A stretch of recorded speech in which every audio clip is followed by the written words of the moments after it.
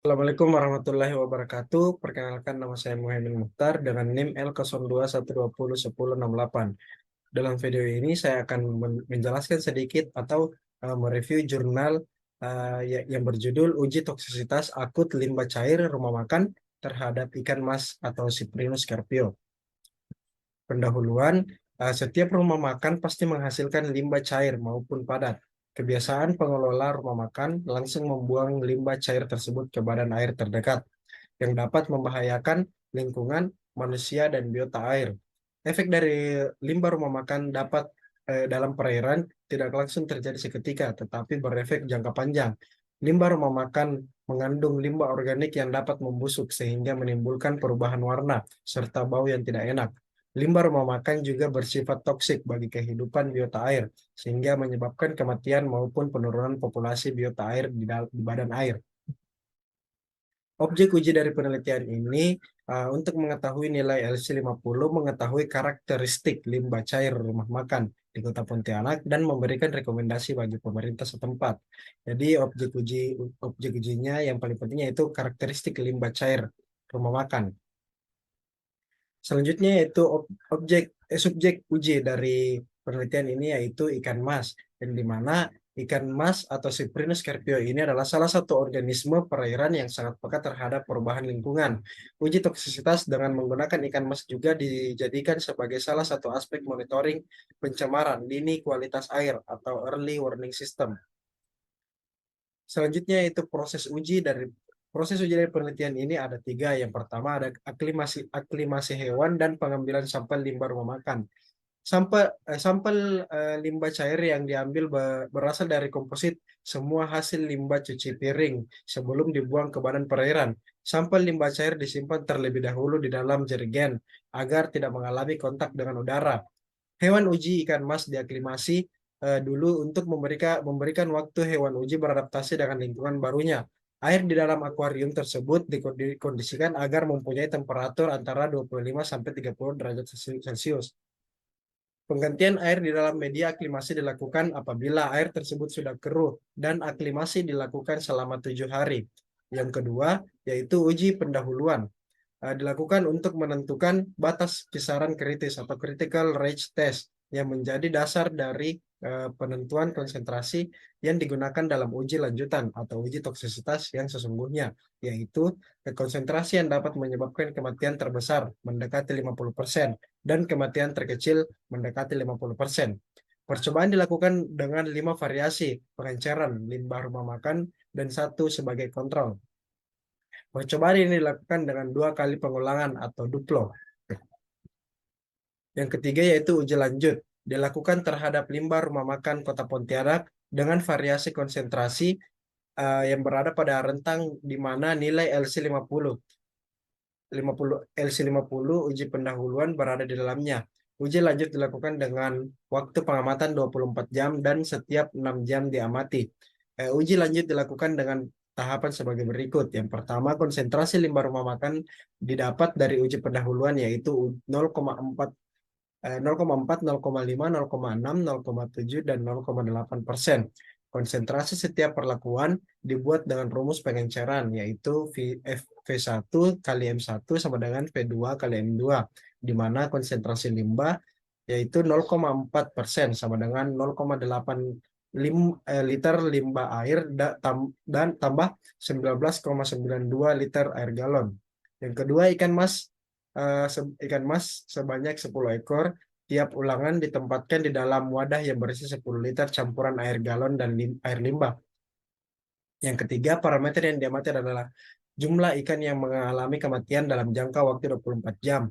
Hasil uji dapat diterima apabila 90% hewan uji pada kontrol di akhir pengamatan masih hidup. Apabila yang bertahan hidup lebih kecil dari 90%, maka uji harus diulang.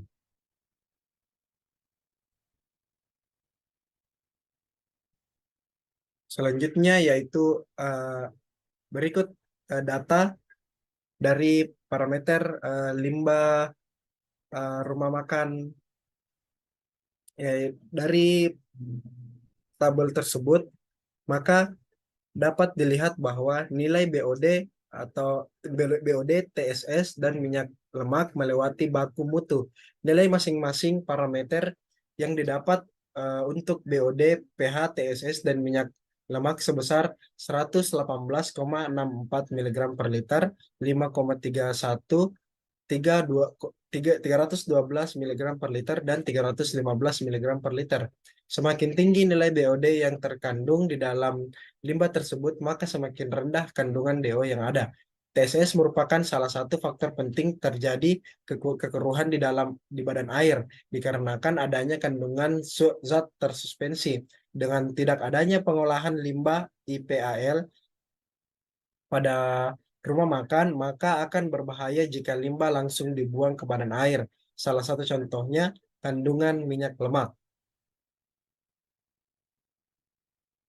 Hasil uji dari penelitian ini yang pertama, uji pendahuluan. Dalam uji pendahuluan terdapat eh, dua hasil.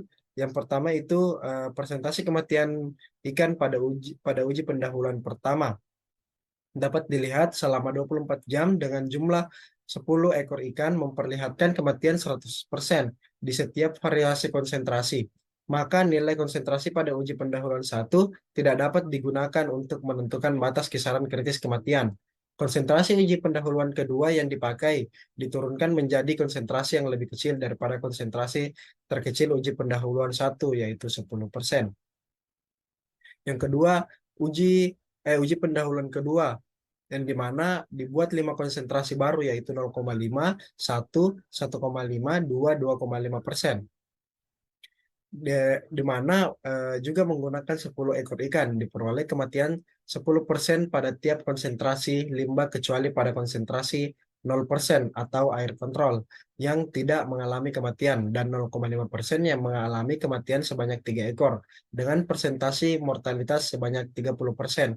Berdasarkan hasil mortalitas uji pendahuluan 2 dapat dikatakan bahwa kisaran konsentrasi terendah yang tidak mengalami kematian 10% adalah 0,5%.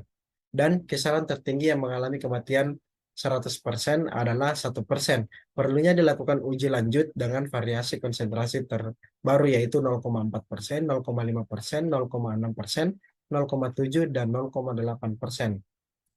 Selanjutnya yaitu uji lanjut, di mana grafik presentasi mortalitas ikan pada uji lanjut ini eh, dapat dilihat yaitu ikan rata-rata untuk setiap konsentrasi yaitu 15%, 30%, 50%, 65%, dan 80%. Pemaparan ikan uji dengan air limbah rumah makan hanya dilakukan dalam durasi 24 jam, namun telah mematikan ikan uji sebanyak 50% atau lebih pada konsentrasi 0,6% ke atas. Berikut adalah nilai rata-rata LC50 dari dua percobaan ikan mas. Dapat dilihat bahwa garis putus-putus berwarna biru menunjukkan titik potong dengan garis linear kematian rata-rata merupakan nilai LC50 yaitu 0,614%. Perbedaan nilai LC50 dan dua ulangan percobaan tersebut dipengaruhi oleh perbedaan kemampuan daya tahan tubuh masing-masing ikan sehingga menghasilkan angka yang berbeda pada jumlah kematian. Mungkin cukup sekian penjelasan dari saya. Kurang lebihnya mohon dimaafkan. Assalamualaikum warahmatullahi wabarakatuh.